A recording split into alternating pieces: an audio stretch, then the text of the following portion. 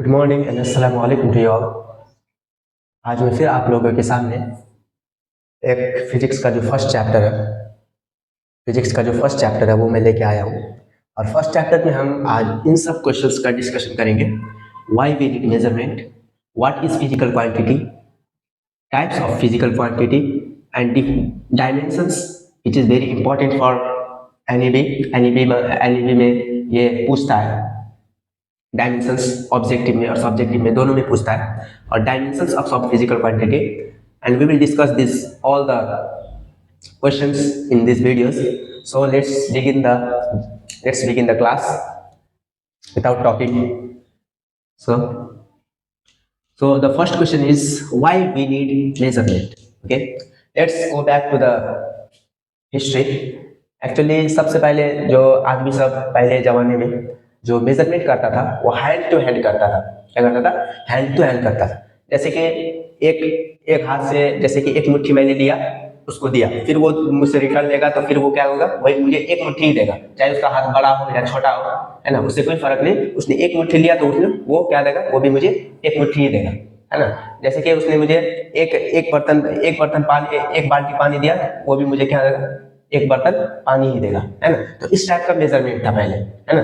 तो इसकी पहले जो है फिजिक्स एरिस्टोटल के जमाने में, है ना, एरिस्टोटल के जमाने में, एरिस्टोटल जो एक बहुत बड़े साइंटिस्ट है जिन्होंने और एक फिलोसोफर भी है, एरिस्टोटल के जमाने में क्या था, साइंस को जो है ना, साइंस को एक कंबाइंड स्टडी, है ना, इसमें फिजिक्स, केमिस्ट्री, मैथमेटिक्स, सब कंबाइन करके एक साइंस बोला जाता था क्या, पहले एरिस्टोटल के जमाने में।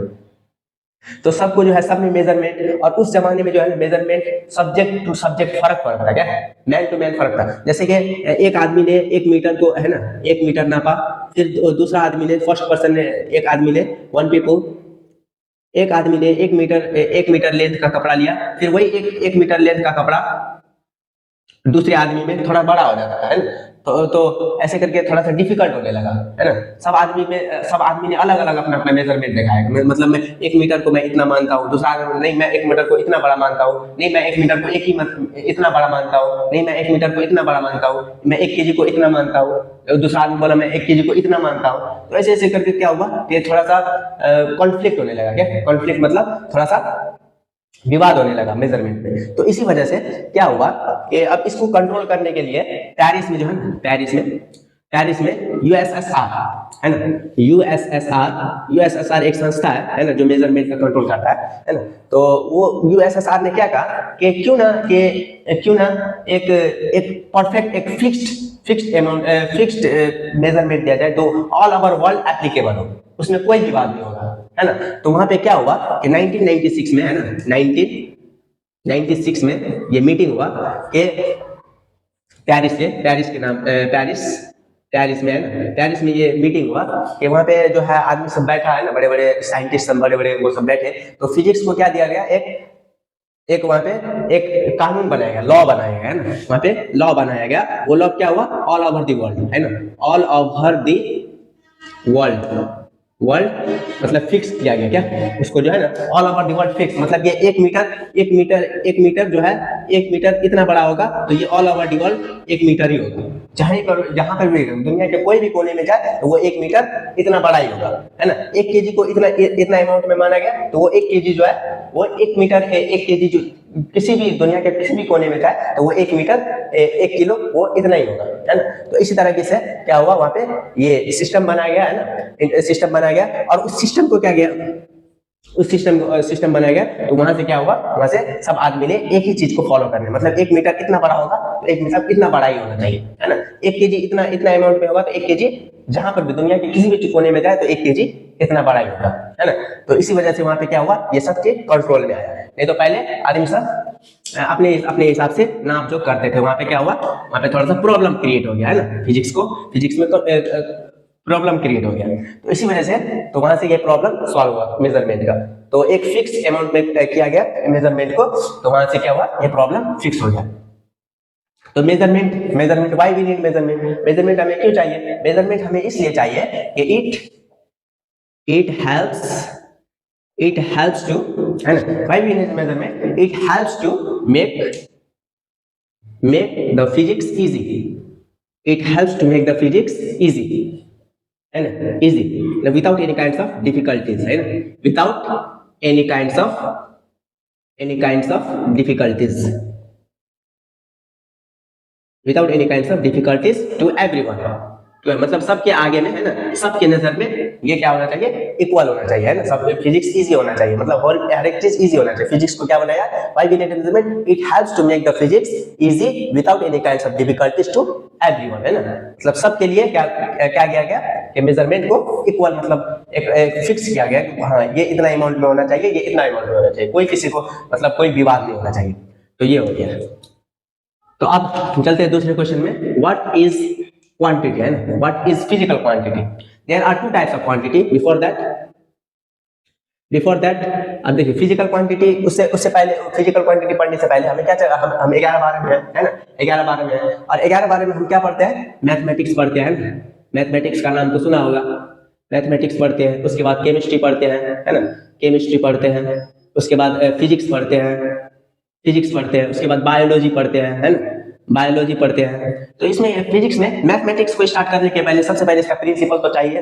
तो इसके लिए क्या जो है 1 2 3 4 ये नंबर्स जरूरी है इसके, मैथमेटिक्स इसके बिना अधूरा है ना, इसके बिना अधूरा है। ABCD कुछ अल्फाबेट्स भी चाहिए, ABCD ये सब चीज चाहिए।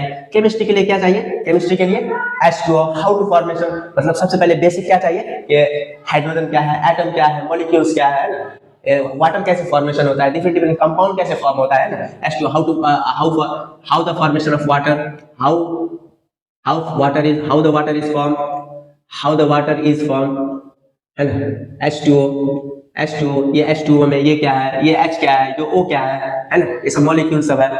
अब फिजिक्स में इसी तरीके से बायोलॉजी में, तो बायोलॉजी में क्या होना चाहिए कि हर एक ऑर्गेन कैसे काम करता है, सिस्टम क्या है ना, वो ऑर्गेन सब क्या है, सेंस ऑर्गन क्या है, ये सब चीज जरूरी है। तो बायोलॉजी इसी तरीके से फिजिक्स में ना, फिजिक्स को स्टार्ट करने से पहले सबसे पहले उसका क्या है, क्वांटिटी चाहिए। क्या चाहिए, quantity. Physics is full of quantity, without quantity physics can not be explain. So, in order to explain the physics, physical quantity should be known by everyone. Okay? So, physics में क्या चाहिए, सबसे पहले physical quantity चाहिए। क्या चाहिए, physical quantity. Okay? Physics को पढ़ने के लिए क्या चाहिए, सबसे फिजिक्स का ये फिजिकल क्वांटिटी को हम ब्लॉड भी कह सकते हैं। क्या कहते हैं, ब्लॉड भी कह सकते हैं फिजिक्स का, क्योंकि फिजिकल क्वांटिटी के बिना ये जो है फिजिक्स अधूरा है, मतलब कुछ है ही नहीं। Physics is full of physical quantity. Okay, तो फिजिकल क्वांटिटी, तो शुरू करें हम आज से फिजिकल क्वांटिटी जो है, there are two types of quantity, physical quantity and non-physical quantity. Non-physical quantity. Okay, there are two types of quantity. There are physical quantity and non-physical quantity. Okay, physical quantity. Okay, so define मैं कर रहा हूँ physical quantity. Okay, what is physical quantity actually? Okay, so physical quantity means the measured quantity, the measurable quantity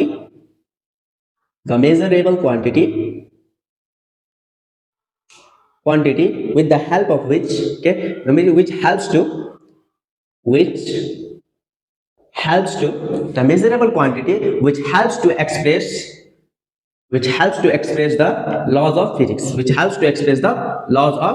physics, मैंने क्या कहा, the measurable quantity, it is a measurable quantity. Physical quantity means it is the measurable quantity which helps to express the laws of physics. Okay, so for an example, F is equal to ma, this is called the Newton's second law of motion. Okay, so this is, what is this is mass. M means mass and A means acceleration and F means force. Okay, so these all are the, without this law cannot be possible. Okay, this law cannot be possible. So force means, what is force? Force is a physical quantity, means force can be measured in Newton. And means mass can be measured. Okay, and acceleration can be measured. So without physical quantity, no any laws, no any physics is possible. Okay, in every line of physics there should be the importance of physical quantity. Okay, so we can look here, and F is equal to G mm by R square, law of gravitation. यहाँ पे आप देख सकते हैं कि हर एक चीज क्या है, फिजिकल क्वांटिटी है। F means physical quantity, gravitation ये तो एक कांस्टेंट है, ये क्या कांस्टेंट है, ये कांस्टेंट है। And M means mass and R means radius, radius को हम नाप सकते हैं ना, जिस R called the physical quantity. Okay, and non physical quantity those quantity which cannot be measured, those quantity which cannot be measured, which cannot be measured directly or indirectly,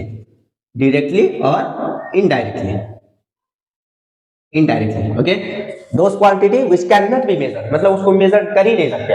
और N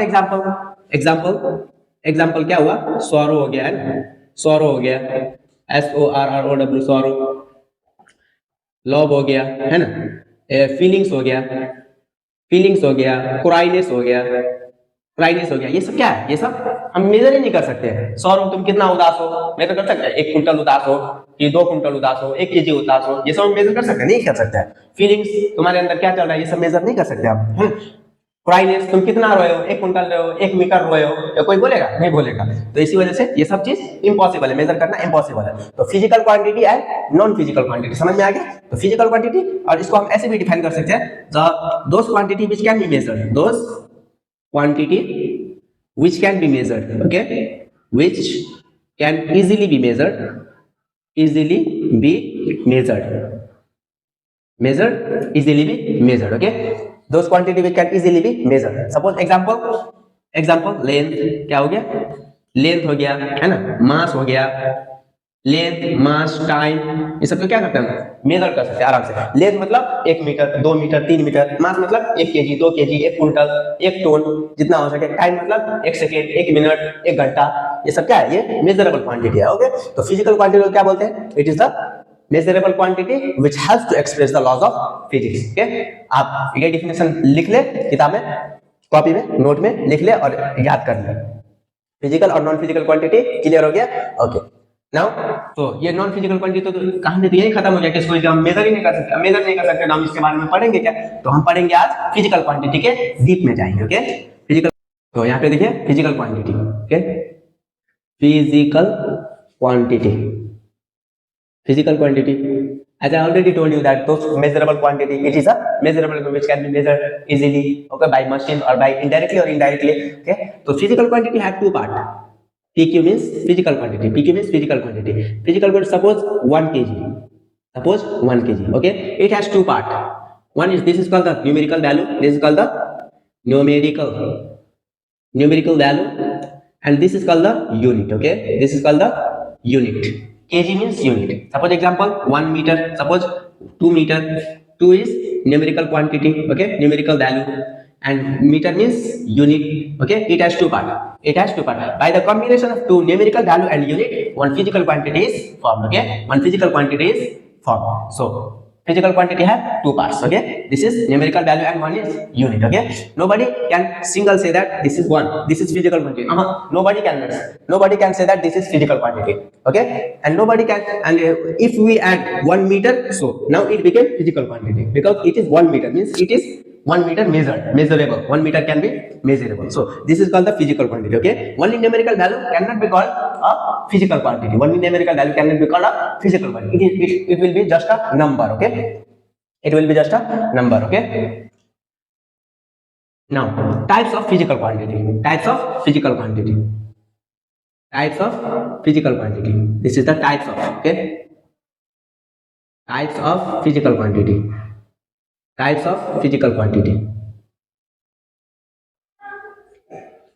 1 number, fundamental physical quantity, fundamental physical quantity,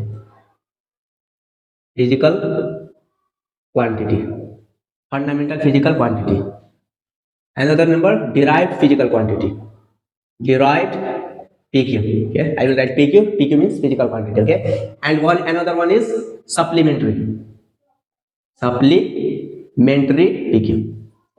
now we will discuss it three in deeply, okay। now and this all quantity, fundamental, derived and supplementary, but these two, one fundamental and supplementary physical quantity is given by a Paris, which I have already told you that in Paris there was a meeting. So in meeting they're given are two types of quantity: fundamental quantity and supplementary physical quantity. Okay. Now fundamental quantities. Under fundamental quantities, first define it. Fundamental quantity, those quantity which is unique and does not depends upon other unit. Okay. It does not depend.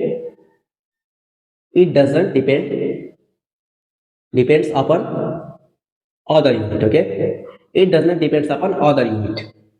It does not depends upon other unit. Okay. Fundamental unit means it does not depends upon other unit, and it means it depends upon other unit. It depends upon other unit. It depends upon other unit, and it is. It will. I will talk about it later on. Okay. At first, discuss it. Okay. For an example, and there are given a 7 fundamental unit. We all know that there are given 7 fundamental unit. Okay. That is called. Yeah, I will write it 7 fundamental unit here. Fundamental unit. I will write it 7 fundamental unit. Okay. 7 fundamental unit. Fundamental unit. 7 fundamental unit. Okay. 7 fundamental. First one is length. It is denoted by L. Okay. Its dimension. We haven't read dimension, so it is meter. Its unit is meter. Symbol is M. Okay. Here is the symbol.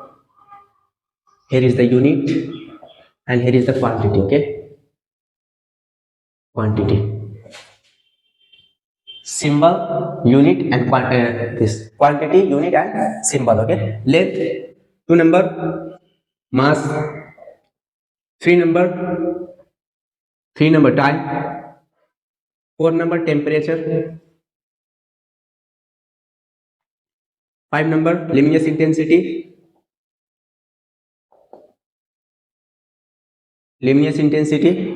6 number, amount of substance,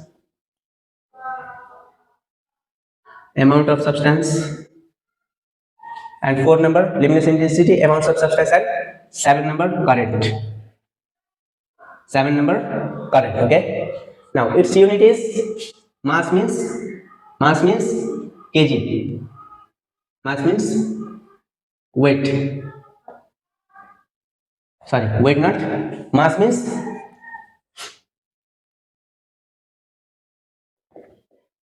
kg means kilogram. Okay. We can call it kilogram. Time means second. Temperature means Kelvin. Its unit is Kelvin. Okay. Its unit is Kelvin. Luminous intensity, candela. What? Candela.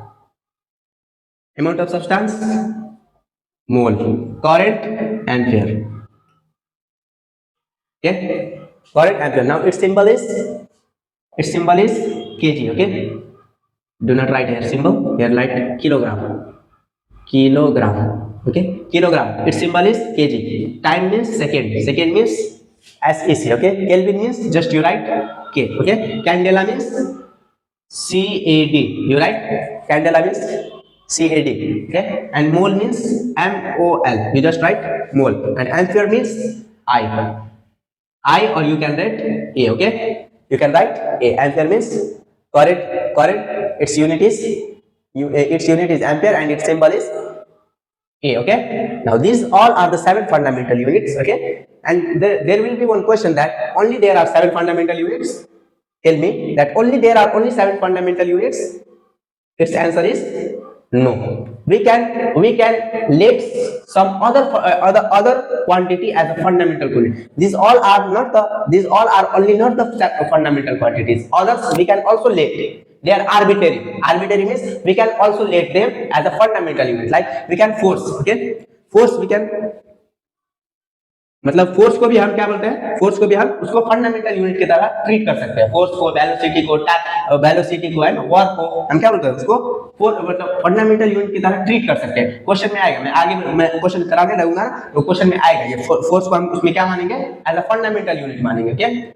Force को हम क्या मानेंगे? Fundamental unit मानेंगे. तो इसी वजह से हम ये सिर्फ ये 7th ऑफ बेसिक्स यूनिट है, क्या सर, ये सब बेसिक यूनिट है। इसको हम सिर्फ ये 7 फंडामेंटल यूनिट से नहीं, हम ये arbitrary fundamental units means arbitrary, we can also suppose some other units as a fundamental unit, समझे ना। हाँ, तो ये अगर कोई पूछे कि सिर्फ यही 7 फंडामेंटल यूनिट है तो आंसर होगा नो। आंसर क्या होगा, नो। मतलब वी कैन आल्सो, मतलब हम दूसरों को भी, दूसरा फिजिकल क्वांटिटी को भी हम क्या मान सकते हैं, फंडामेंटल यूनिट की तरह ट्रीट कर सकते हैं। Okay okay, now we have discussed about the fundamental quantity, 7 fundamental quantity, 7 fundamental unit and quantity. Okay, unit and quantity, we have also discussed about unit. Unit is this. Okay, now let's go to the derived quantity. Derived quantity, derived quantity, derived quantity. Okay, derived quantity, derived quantity means those quantity, I have already told you, those quantity which is formed with the help of 7 fundamental quantity, with the help of 7 fundamental quantity, with the help of 7 fundamental quantity means they are independent, they are dependent, sorry, dependent, they are dependent on other quantities, they are dependent on other quantities. For an example, suppose f is equal to ma. Look here, ma means mass, it is dependent upon mass, which is mass means 7 fundamental quantity, it comes under the 7 fundamental quantity. Mass means kg and acceleration means meter per second square. Okay, kg, यहाँ पे देखिए तो इस पे कितना तो fundamental quantity है। यहाँ देखिए मास भी आया, यहाँ पे क्या आया, लेंथ भी आया, और यहाँ पे टाइम भी आया। तो ये देखिए तो तीन तो फिजिकल क्वांटिटी में क्या है, डिपेंडेंट है फोर्स। ओके, तो इसको हम क्या बोलते हैं, इसको हम न्यूटन भी बोलते हैं। क्या बोलते हैं, न्यूटन भी बोलते हैं। क्या बोलते हैं, न्यूटन भी बोलते हैं उसको। सिंबल हो गया, क्या होगा, न्यूटन। फोर्स का ऐसा यूनिट क्या है, न्यूटन है। क्या फोर्स का ऐसा यूनिट, न्यूटन है। ओके, तो हम क्या बोलते हैं इसको, देखिए तो यहाँ पे तीन तो फंडामेंटल क्वांटिटी पे डिपेंडेंट है, तो इसी वजह से ये क्या है, डिराइव्ड यूनिट हो गया। Okay, suppose work, example work is equal to F into D, F into displacement, and F means again ma into distance. You can look here, this work is dependent upon 3 fundamental unit, means mass में, उसके बाद metre में, उसके बाद second में, उसके बाद metre में। 3 फंडामेंटल यूनिट्स पे क्या है, डिपेंडेंट है। इसको क्या बोलते हैं, डिराइव्ड क्वांटिटी बोलते हैं। क्या बोलते हैं, डिराइव्ड क्वांटिटी बोलते हैं। ओके, बोलते हैं derived quantity. Okay, now term goes to supplementary physical quantity, supplementary physical quantity. Okay, supplementary physical quantity, there are 2 quantities, one is angle and one is solid angle, plane angle and solid angle, plane angle and solid angle. Okay, plane angle and solid angle. Plane angle means the angle in 2 dimensions. What is the plane angle? Means angle in 2 dimensions, means angle in plane. Suppose ये theta, okay, theta, it is means theta is the, its SI unit is radian, its SI unit is radian, and symbol is RAD. Okay, and it is denoted by radian, like this. Okay, like this. Plane angle means theta means angle in a plane. Okay, and theta means its SI unit is radian, and it is symbol is RAD, and it is denoted by pi, and this power c means radian. Okay, and solid angle means the angle in a 3 dimension, the angle in 3 dimension, the angle in 3 dimension. Okay, that angle is means the angle in 3D में angle को जैसे दिखाते हैं उसको बोलते हैं solid angle बोलते हैं। जैसे कि एग्जांपल देखिए तो यहाँ पे ये जो है ना, ये बीच का है ना, ये बीच का ऐसे करके है ना, ये बीच का जो है ना, हाँ, इसको क्या बोलते हैं, इसको थीटा बोलते हैं ना, इसके क्या बोलते हैं, थीटा। ये जो एंगल है ना, ये एंगल को क्या बोलते हैं, और ये एरिया है, क्या है, ये एरिया है। हाँ, तो ये एरिया है, तो थीटा इज इक्वल इसका यूनिट क्या है, स्टेरेडियन। क्या है, स्टेरेडियन। क्या है, स्टेरेडियन। इसका इसका इसका इसको किससे डिनोट करते हैं, स्टेरेडियन से डिनोट करते हैं। ओके, इसको क्या बोलते हैं, स्टेरेडियन से डिनोट करते हैं। और उसको इसका एक फॉर्मूला है, क्या है, theta is equal to L by R. क्या है, theta is equal to L by R, है ना। ये क्या है, ये आर का क्या है, ये आर का, सपोज ये ए हुआ, ये बी हुआ, तो theta is equal to length, ये A B arc means A B arc by radius, radius माने कुछ, यहाँ पे ये आर हो गया, ये आर हो गया, है ना। Theta is equal to A B arc means A B arc by radius, है ना, रेडियस हो गया। इसको इसका भी सेम फॉर्मूला है, क्या ये थीटा इज इक्वल टू क्या है, ये एरिया, ये इतना दूर का एरिया जो है, हाँ ये एरिया, एरिया अपन क्या है, ये एरिया अपन आर, क्या होगा, एरिया अपन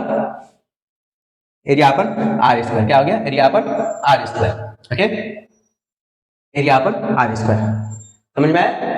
तो ये सप्लीमेंट्री एंगल को यही दो एंगल को, plane angle and solid angle. तो प्लेन एंगल को क्या बोलते हैं, plane angle means angle in circle, क्या ये सर्कल है ना, हाँ, तो यहाँ से जो है, यहाँ से जैसे कि हाँ ये क्या हो गया, ये हो गया आपको प्लेन एंगल, और ये जो एंगल जो 3D में दिखाता है वो क्या होता है, वो सॉलिड एंगल हो गया। ओके, तो इसका यूनिट क्या है, इसका यूनिट रेडियन है, इसका यूनिट स्टेरेडियन है। इसका फॉर्मूला क्या है, थीटा इज इक्वल टू क्या है, एरिया बाई आर स्क्वायर, और इसका रेडियन, इसका फॉर्मूला क्या है, theta is equal to L by R. Okay, तो ये सब फॉर्मूला है। ओके, सप्लीमेंट्री एंगल मतलब समझ गए, हाँ। तो इसमें एक फैक्ट क्या है कि इट हैज सप्लीमेंट्री एंगल अगर कोई पूछे व्हाट इज सप्लीमेंट्री एंगल, तो those angle, what is supplementary angle अगर कोई पूछे तो लिखना those angle, sorry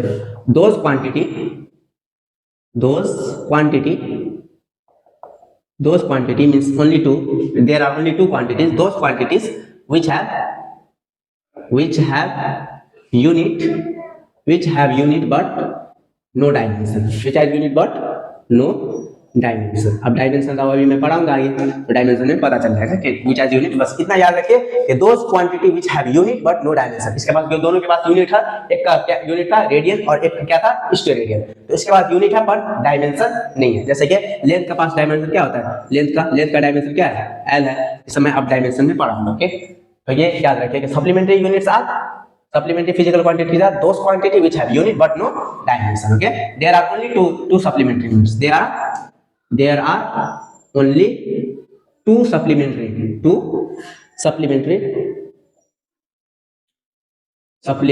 physical quantity. Okay, there are only two supplementary physical quantity. Okay, now आप जो हम स्टार्ट करने वाले वो क्लास 11 का मेन, जिसमें से NAB में पूछता है ना, ऑब्जेक्टिव में पूछता है NAB। अब हम स्टार्ट करेंगे डायमेंशंस। क्या करेंगे, डायमेंशंस। आप लोग अब नोट अभी तक अगर नहीं बना रहे थे तो वो 9-10 का पार्ट था, तो वो तो हम तो पढ़े हुए थे, तो थोड़ा समझने आसान हुआ। अब ये नया टॉपिक आया हमारे पास, डायमेंशंस। ओके, तो डायमेंशंस क्या है, डायमेंशंस क्या है, तो इसका सबसे पहले डिफिनेशन लिख, the dimensions are the powers, the dimensions are the powers to which the fundamental units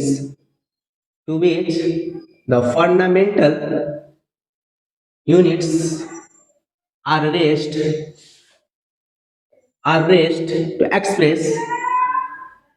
to express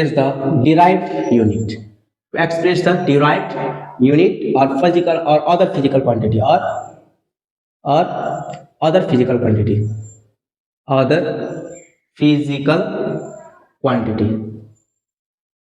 physical quantity.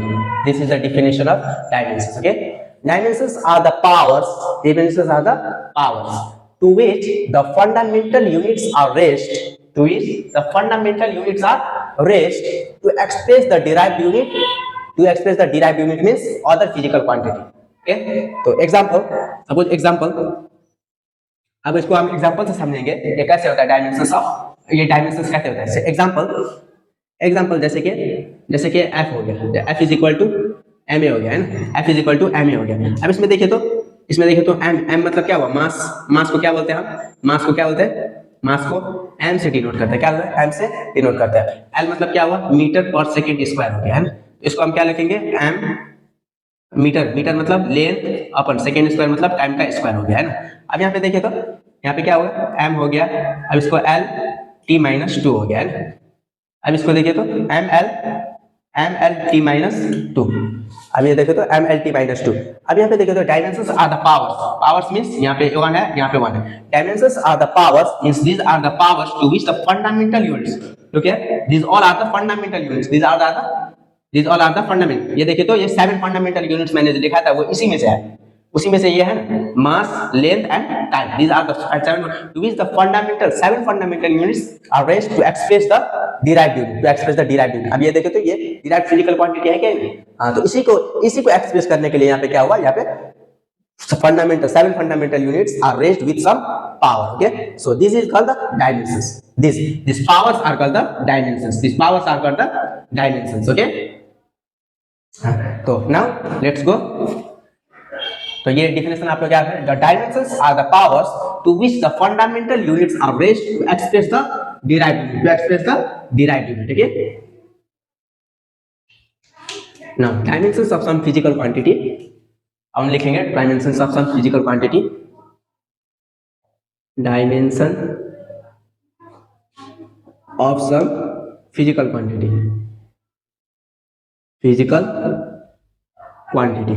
Okay, dimensions of some physical quantity, okay. तो डायमेंशंस ऑफ सबसे पहले हम क्या लिखेंगे, वो सबसे पहले हम क्या लिखेंगे, वो 7 फंडामेंटल यूनिट का लिखेंगे। देखिए तो यहाँ पे सबसे पहले क्या था, लेंथ का क्या होता है, यूनिट मीटर होता है, रुकिए यहाँ पे लिख देता हूँ मैं,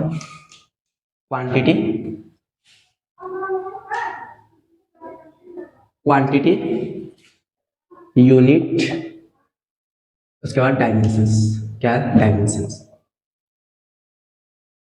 डायमेंशंस, क्योंकि यूनिट से जो है डायमेंशंस बनता है, क्या होता है, यूनिट से जो है डायमेंशंस बनता है, ओके। तो क्वांटिटी क्या है, सबसे पहले लेंथ का यूनिट क्या है, मीटर को हम क्या लिखेंगे, एल से लिखेंगे।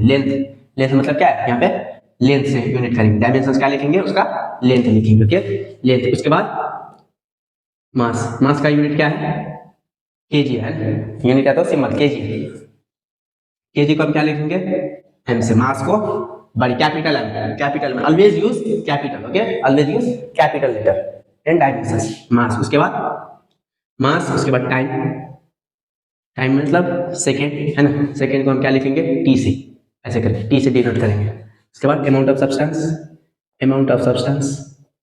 सब्सटेंस बनने को, ये आप केमिस्ट्री में पढ़ेंगे, फिजिकल केमिस्ट्री में अमाउंट ऑफ सब्सटेंस का यूनिट क्या है, मोल है, मोल। उसके बाद मोल को क्या लिखेंगे, मोल को MOL, ओके, MOL। इसका जो यूनिट है सेम वही लिखना है, अमाउंट ऑफ सब्सटेंस। उसके बाद करंट लिखेंगे, करंट का क्या है, एम्पियर है ना, करंट का क्या है, एम्पियर, करंट का एम्पियर।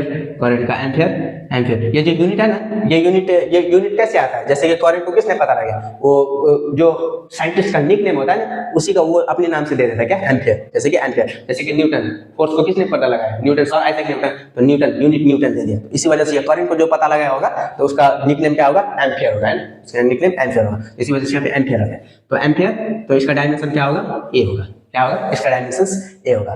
उसके बाद ल्यूमिनियस इंटेंसिटी, ल्यूमिनियस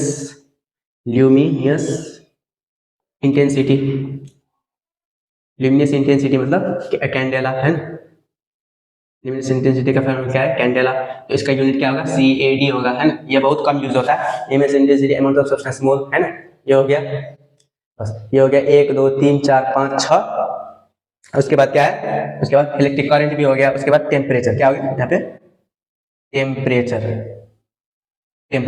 का क्या है, केल्विन है, टेम्परेचर का केल्विन है ना, केल्विन। इसको हम क्या बोलते हैं, थीटा से भी डिनोट करते हैं, थीटा। तो यहाँ पे क्या होगा, यहाँ पे के भी लिख सकते हैं आप, थीटा भी लिख सकते हैं और थीटा भी लिख सकते हैं, समझ में है ना। हाँ, टेम्परेचर का क्या, केल्विन को हम थीटा से भी डिनोट करते हैं, और इसको हम डायमेंशंस में क्या लिख सकते हैं, के और या तो थीटा भी लिख सकते हैं, ओके। तो ये 7 फंडामेंटल का, अब इसी से हम जो है अदर डिराइव्ड फिजिकल क्वांटिटी का हम क्या निकालेंगे, डायमेंशंस निकालेंगे, ओके, क्या निकालेंगे, डायमेंशंस निकालेंगे। तो शुरू करते हैं अब डायमेंशंस का, ये सब आप नोट कर लीजिए, काम लगेगा आगे चल के। हाँ, अब देखिए सबसे पहले फोर्स का फॉर्मूला क्या है, फोर्स का फॉर्मूला क्या है, एम ए है। फोर्स का फॉर्मूला क्या है, एम ए है। फोर्स का फॉर्मूला क्या है, एम ए है। फोर्स का formula M A. M A मतलब मास हो गया है ना, मास इंटू एक्सलेशन मतलब क्या हो गया, मीटर पर सेकेंड मतलब length, length upon time square, time square. इसका क्या होगा, मास का क्या है, मास का डायमेंशन क्या है, एम, अभी हमने लिखा था। उसके बाद लेंथ का डायमेंशन एल हो गया है ना, उसके बाद टाइम, टाइम मतलब टी का स्क्वायर हो गया। तो इसका फाइनल फॉर्मूला क्या है, एम एल है ना, टी माइनस टू। ये याद रखिए, M L T minus two. Force का फॉर्मूला क्या है, एम, फोर्स का डायमेंशन क्या है, M L T minus two, M L T minus two, M L T minus two. याद रख लीजिए इसको, इसको M L T minus two. Force का फॉर्मूला क्या है, M L T minus two. अब देखिए वर्क का, वर्क, वर्क का क्या है, एफ इंटू डी है, एफ इंटू डी। तो एफ फोर्स, फोर्स का फॉर्मूला क्या है, M L T minus two. अब D, M L T minus two. अब डी मतलब क्या हुआ, लेंथ हो गया, डी डिस्टेंस है ना, डिस्टेंस। तो डिस्टेंस का डायमेंशन क्या है, लेंथ है। तो इसका फाइनल फॉर्मूला क्या आ गया, M L square, M L square T minus two, M L square T minus two. Work force हो गया M L square T minus two, M L square T minus two. याद रखिए।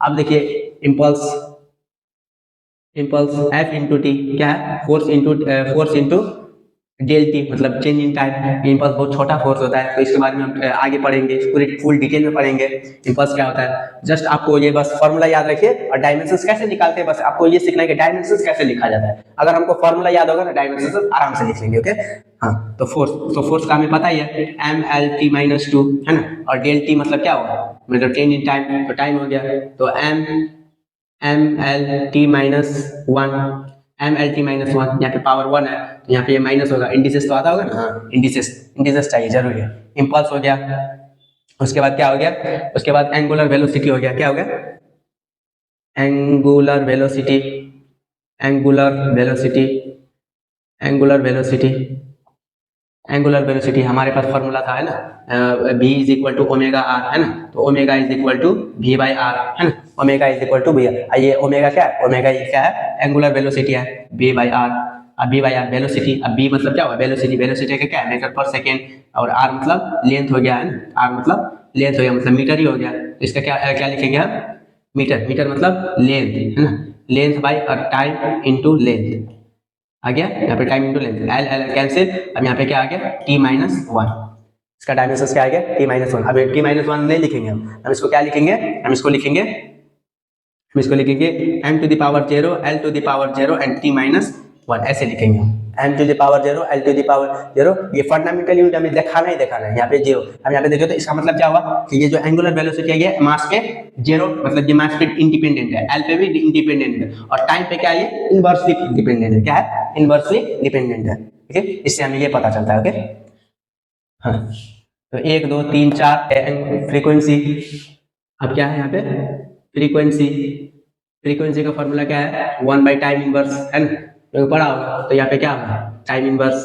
अब इसको हम टाइम इनवर्स नहीं लिखेंगे, क्या लिखेंगे, एम जेरो एल जेरो टी माइनस वन है ना, इसका हो गया। उसके बाद एंगुलर फ्रीक्वेंसी क्या है, एंगुलर फ्रीक्वेंसी, एंगुलर फ्रीक्वेंसी का फॉर्मूला क्या है, two pi F, two pi F. अब टू पाई ये तो कांस्टेंट हो गया, कांस्टेंट, कांस्टेंट ऑफ डायमेंशनलेस, ये याद रखें, कांस्टेंट ऑफ डायमेंशनलेस। अब फ्रीक्वेंसी का फॉर्मूला क्या है, M zero L zero T minus one, इसका भी वही हो गया है ना, इसका भी वही हो गया। उसके बाद क्या है,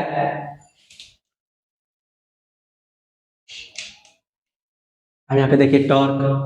अब क्या है यहाँ पे, टॉर्क, टॉर्क का क्या है, टॉर्क का फॉर्मूला क्या है, टॉर्क, टॉर्क का formula F into R, F into R मतलब फोर्स इंटू रेडियस है ना। फोर्स, फोर्स का फॉर्मूला हमको पता है, M L T minus, M L T minus two. और उसके बाद आर, आर मतलब क्या हो गया, लेंथ हो गया, आर मतलब लेंथ हो गया।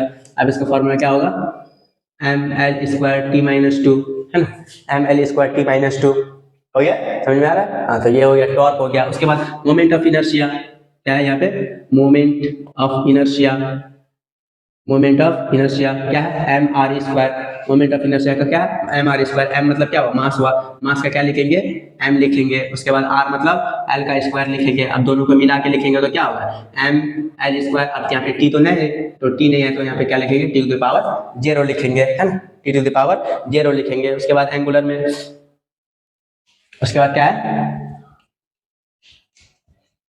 उसके बाद क्या है, angular momentum, angular momentum, angular momentum formula क्या है, M V R sine theta, क्या है M V R sine theta. अब देखिए जब साइन थीटा कांस्टेंट है तो इसका ये डायमेंशनलेस हो गया, ये क्या हो गया, ये डायमेंशनलेस हो गया। कांस्टेंट्स आर ऑलवेज डायमेंशनलेस, मतलब मैं ये नहीं कह रहा हूँ कि कांस्टेंट्स आर ऑलवेज सब इस टाइप के कांस्टेंट्स सब। अब हम निकालेंगे सम कांस्टेंट्स का भी डायमेंशंस निकालेंगे तो वहां पे आपको पता चलेगा कौन कौन सा डायमेंशनलेस कांस्टेंट डायमेंशनलेस होता है, कौन कौन सा कांस्टेंट डायमेंशनलेस नहीं होता है। हाँ तो ये साइन थीटा क्या है, डायमेंशनलेस है ना। तो एम बी आर मतलब mass into velocity into radius, तो मास का एम हो गया है ना, वेलोसिटी मतलब क्या हो गया, वेलोसिटी मतलब क्या हो गया, एल टी माइनस वन हो गया। उसके बाद आर मतलब क्या हो गया, एल हो गया। अब सबको मिला दो, M L square T minus one है ना, M L square T minus one हो गया, ये एंगुलर मोमेंटम हो गया है ना। उसके बाद क्या हो गया, स्ट्रेस, स्ट्रेस हो गया, S T R S S, stress. Stress मतलब क्या हो गया, फोर्स अपन लेंथ, क्या हो गया, फोर्स अपन लेंथ हो गया। स्ट्रेस मतलब क्या हो गया, फोर्स अपन लेंथ हो गया, सॉरी फोर स्ट्रेस मतलब force upon area. Stress is equal to force upon area, force upon area है ना, फोर्स अपन एरिया। अब फोर्स मतलब क्या हो गया, फोर्स का हमें पता है M L T minus two, ये फोर्स का हो गया। एरिया मतलब क्या हो गया, एल स्क्वायर हो गया। अब ये ऊपर भेज दीजिए इसको, M L minus one T minus two, ये क्या हो गया, ये स्ट्रेस का फॉर्मूला हो गया है ना, स्ट्रेस का फॉर्मूला हो गया। इसी तरह से स्ट्रेन का फॉर्मूला, स्ट्रेन का फॉर्मूला क्या है, चेंज इन लेंथ है ना। स्ट्रेन का फॉर्मूला क्या है, change in length, original length upon change in length, original length upon change in length, change in length. अब यहाँ पे देखें तो ये डायमेंशनलेस हो गया, स्ट्रेन मतलब original length and change in length, तो दोनों लेंथ ही में आएगा, क्या आएगा यहाँ पे, दोनों लेंथ ही में आएगा। तो लेंथ और लेंथ कैंसिल हो गया, तो यहाँ पे क्या आ गया, zero M L zero and T zero, ये क्या हो गया, डायमेंशनलेस हो गया। तो ये क्या स्ट्रेन हो गया। अब उसके बाद क्या है,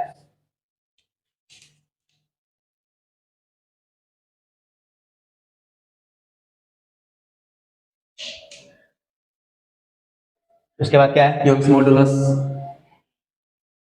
योंग्स मॉडुलस, योंग्स मॉडुलस, योंग्स मॉडुलस क्या है, स्ट्रेन, स्ट्रेस, स्ट्रेस अपन स्ट्रेन, स्ट्रेस अपन स्ट्रेन। अब स्ट्रेस का फॉर्मूला क्या है, force upon area, force by area है ना। अब उसके बाद ये स्ट्रेन मतलब क्या है, change in length, change in length upon original length, upon original length, original length, change in length upon original length. तो यहाँ पे देखे तो अब इसका डायमेंशन निकालिए। अब यहाँ पे देखे तो ये तो डायमेंशनलेस हो ही गया, ये और ये कैंसिल ही हो जाएगा। यहाँ पे रहा हमारा स्ट्रेस का फॉर्मूला, तो स्ट्रेस का क्या है, M L T minus two, M L T minus two, और ये एरिया का फॉर्मूला एल स्क्वायर है ना। जब इसको लिखेंगे तो क्या होगा, M L minus one T minus two. तो ये आ गया हमारा योंग्स मॉडुलस का फॉर्मूला है ना। उसके बाद सरफेस टेंशन, उसके बाद surface tension, surface tension, surface tension में क्या है, force upon length, force upon length. तो फोर्स का फॉर्मूला क्या है, डायमेंशन क्या है, M L T minus two and length, length मतलब एल हो गया। तो ये और ये कैंसिल हो गया, तो क्या हो गया, ये M L to the power zero T minus one, क्या हो गया, ये हो गया। आपको सरफेस टेंशन का फॉर्मूला हो गया है ना। तो ऐसे ऐसे करके हम निकालते हैं। अब उसके बाद इलेक्ट्रिक चार्ज, अब थोड़ा सा इलेक्ट्रिसिटी वाला भी देख लीजिए, electric charge, electric potential, electric charge, electric potential, ये सब electric charge, electric charge, electric charge मतलब Q, जिसको Q से डिनोट करते हैं। इलेक्ट्रिक चार्ज मतलब Q is equal to I T वाला फॉर्मूला पढ़े होंगे, आई टी है ना। Q is equal to electric potential है ना, इलेक्ट्रिक पोटेंशियल, इलेक्ट्रिक पोटेंशियल मतलब वर्क डन अपन यूनिट चार्ज है ना, वर्क डन अपन यूनिट चार्ज, वर्क डन अपन unit charge, unit charge, work done अपन यूनिट चार्ज मतलब इसका क्या हो गया, W बाई क्यू हो गया है ना। अब इसका क्या हो गया, इसका डायमेंशन ये करंट है, आई मतलब करंट हुआ, तो करंट का डायमेंशन क्या है, ए है, और टी का मतलब टाइम है ना, टी मतलब टाइम हो गया। अब इसका निकालिए। अब वर्क का फॉर्मूला क्या है, F into D by charge है ना, F into D by charge. अब इसका एफ का फॉर्मूला था M L T minus two, और डी मतलब एल हो गया। और ये चार्ज का क्या है, चार्ज का क्या है, अभी हमने चार्ज का निकाला, चार्ज का क्या है 80 है, 80 निकाल लीजिए। अब इसके बाद अब सबको जोड़ दीजिए है ना, M L square T minus two, M L square T minus two और बाई 80 हो गया। अब इसको सबको ऊपर ले जाइए, एम एल स्क्वायर, उसके बाद टी ये ऊपर जाएगा तो टी माइनस थ्री होगा, यहाँ पे ए हो जाएगा। तो ये हो गया आपको क्या हो गया, ये इलेक्ट्रिक पोटेंशियल का फॉर्मूला हो गया, समझा ना, M L square T minus T power minus three and A, ये क्या हो गया, ये इलेक्ट्रिक पोटेंशियल का फॉर्मूला हो गया। हमको फॉर्मूला याद होना चाहिए, अगर फॉर्मूला याद है तो हम कर लेंगे। Okay okay, now electric resistance, अब क्या करेंगे, electric resistance, electric electric resistance का फॉर्मूला क्या है, V is equal to I R, हमारे पास पता है V is equal to I R. अब रेजिस्टेंस ये है तो R इज इक्वल टू क्या है, V बाई आई आया है ना, V बाई आई आया, उसके बाद V बाई आई आया, अब V बाई आई आया तो उसके बाद हम क्या करेंगे, R इज इक्वल टू क्या करेंगे, V बाई आई देंगे है ना, V मतलब वही है इलेक्ट्रिक पोटेंशियल का फॉर्मूला है ना, इलेक्ट्रिक पोटेंशियल इससे पहले जो हमने निकाला था तो वो फॉर्मूला दे देंगे, L square T minus three and A, ये हो गया V का फॉर्मूला है। अभी हमने जो निकाला था इससे पहले, हाँ वो हो गया, वो इलेक्ट्रिक पोटेंशियल, ये तो पोटेंशियल है ना, इलेक्ट्रिक पोटेंशियल है ना, इलेक्ट्रिक पोटेंशियल है ना, ये इलेक्ट्रिक पोटेंशियल अभी हमने निकाला था। इलेक्ट्रिक पोटेंशियल का फॉर्मूला क्या आया था, ये आया था, हाँ तो आई मतलब क्या है, ये करंट है, क्या है करंट मतलब आई का एम्पियर हो गया है ना, एम्पियर हो गया, तो ये और ये कैंसिल हो गया, ये और ये कैंसिल हो गया, तो हमारे पास क्या बचा, M L square T minus three बचा है ना, तो ये क्या हो गया, इलेक्ट्रिक रेजिस्टेंस हो गया है ना, इलेक्ट्रिक रेजिस्टेंस हो गया। उसके बाद कैपेसिटेंस,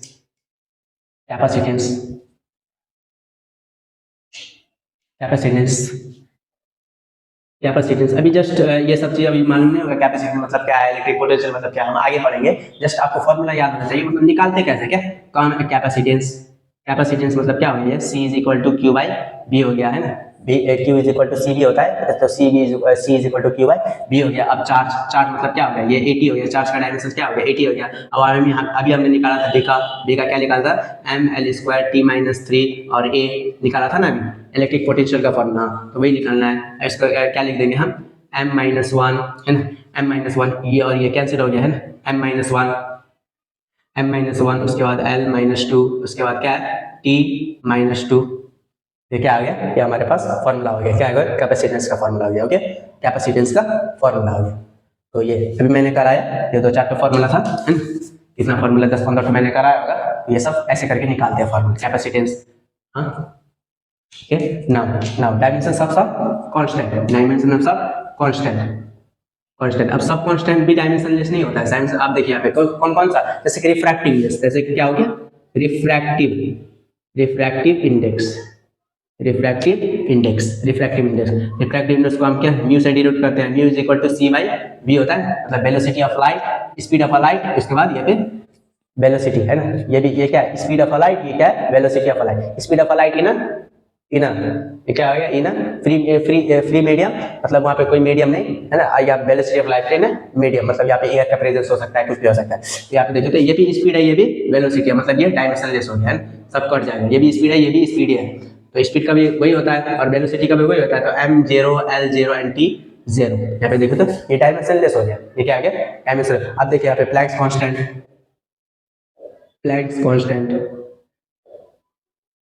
आइंस्टाइन ने जो थ्योरी दिया था, E is equal to H F, तो ये क्या है, ये प्लैंक्स कांस्टेंट है, तो H इज इक्वल टू क्या हो गया, एनर्जी अपन फ्रीक्वेंसी हो गया है, एनर्जी अपन फ्रीक्वेंसी हो गया, तो यहाँ पे H प्लैंक्स कांस्टेंट मतलब H is equal to E by F हो गया। अब एनर्जी और वर्क डन में वही है, जो वर्क डन का फॉर्म डायमेंशन होगा वही एनर्जी का भी होगा है ना, M L square T minus two, और फ्रीक्वेंसी का क्या है, 1 बाई टाइम इनवर्स, फ्रीक्वेंसी का क्या है 1 बाई टाइम होता है ना, तो इसका डायमेंशन क्या होगा, t माइनस वन होगा, तो t माइनस वन। अब ये ऊपर जाएगा एम एल स्क्वायर टी, अब ये ऊपर जाएगा तो प्लस होगा t माइनस वन, तो ये क्या हो गया, ये प्लैंक्स कांस्टेंट हो गया, क्या हो गया, ये प्लैंक्स कांस्टेंट हो गया। ओके, प्लैंक्स कांस्टेंट हो गया। उसके बाद तो ये सब डायमेंशन ऑफ सब कांस्टेंट्स, तो रिफ्रैक्टिव इंडेक्स और बहुत सारे कांस्टेंट्स सब है, मैंने 2 का करा है क्योंकि ये वीडियो ज़्यादा लेंथी हो सकता है, तो इसी वजह से। Okay, now okay, quantity question number 1, और डायमेंशनलेस क्वांटिटी और डायमेंशनलेस क्वांटिटी, एक नंबर का ऑप्शन है क्या है, never has a unit, never has unit. B number का ऑप्शन है आपके पास always has unit, always has unit. C number का ऑप्शन है, सी नंबर का may have unit, may have unit. And D number का ऑप्शन है does not exist, does not exist, does not exist. Okay, तो उसके बाद अब दूसरा क्वेश्चन है, क्वेश्चन नंबर 2। दूसरा क्वेश्चन है unitless quantity, unitless, unitless quantity,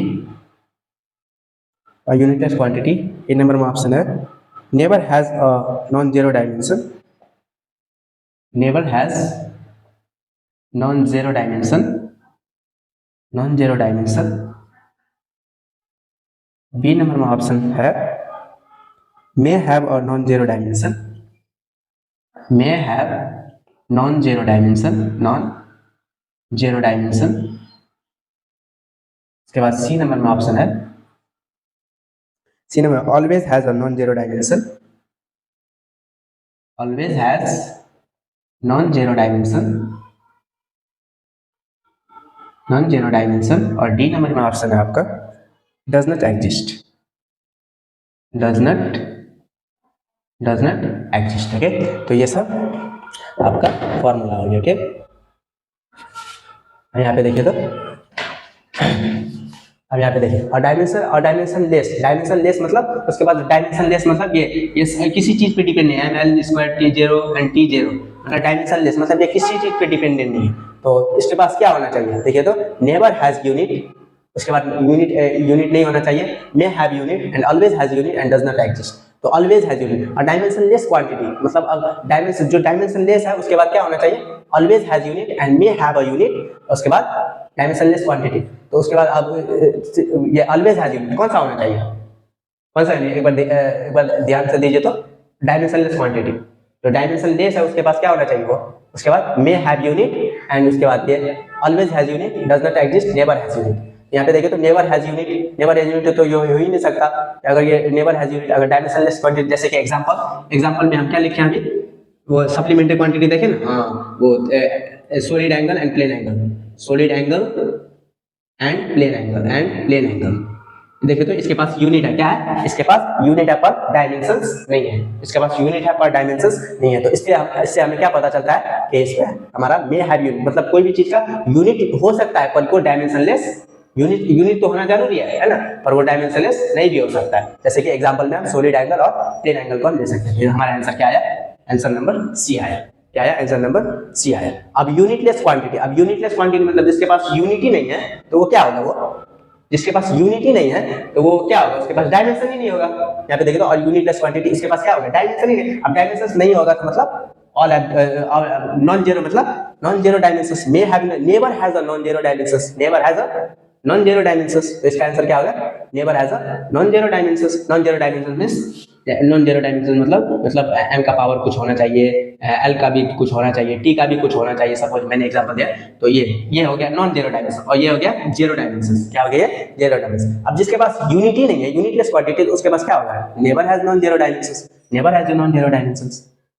okay, never has non zero dimension मतलब उसके पास है, उसके पास नॉन जीरो डायमेंशन कभी नहीं होगा। तो आंसर क्या आया, ए नंबर आंसर आया। ओके, तो अब हम नेक्स्ट क्लास में पढ़ेंगे, अब हम नेक्स्ट क्लास में पढ़ेंगे, क्या पढ़ेंगे हम नेक्स्ट क्लास में पढ़ेंगे हम प्रिंसिपल ऑफ होमोजेनिटी।